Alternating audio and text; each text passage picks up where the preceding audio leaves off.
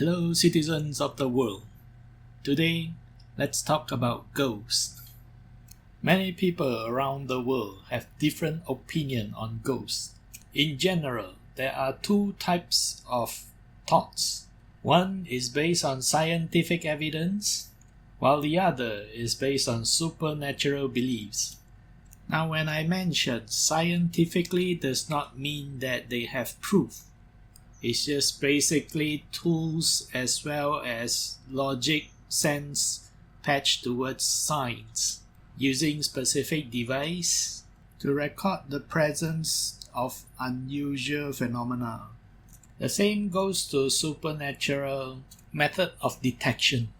Both of the school of thoughts actually share the same purpose, which is the ability to detect or at least justify the presence of ghosts. One uses the traditional way of finding them, while the other is using much more advanced technological sense to find the same thing. Now the very main point is, do they exist? And what if they do? How do you contact them? What if you can regularly contact them at your presence? What question would you ask them? And what happens if this knowledge becomes a norm? Imagine in the future, when you are able to contact the deceased accurately through science or through supernatural means. What would life be like? And what would change the meaning of life? Our current world is filled with joy and excitement, as there is a lot of mysteries that we humans do not know. It's like discovering a mysterious spice for food. But once this knowledge becomes a norm, the essence of joy and excitement will be sucked out of it. Same goes to the mystery of ghosts. If you know how to contact them, and it became a common knowledge, then it would fade away as part of the norm in human society. However, today we are actually talking about the possibility of their existence and what is the possible way that we could potentially contact them.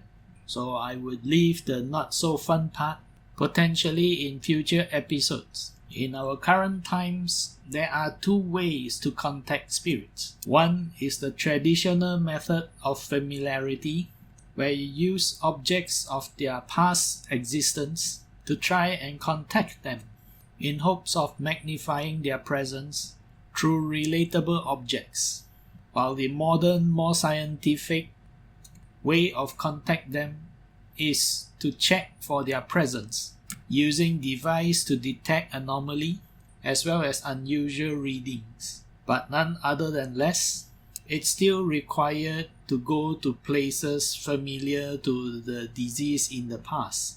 So in other words, it is still also using the same method as traditional ones.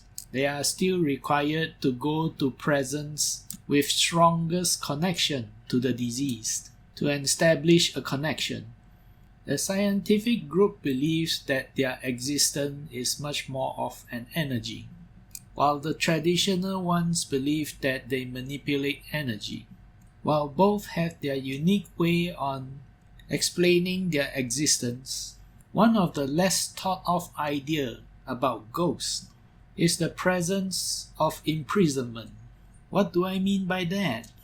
Along my series of video, I've mentioned a superbug on my reincarnation video series.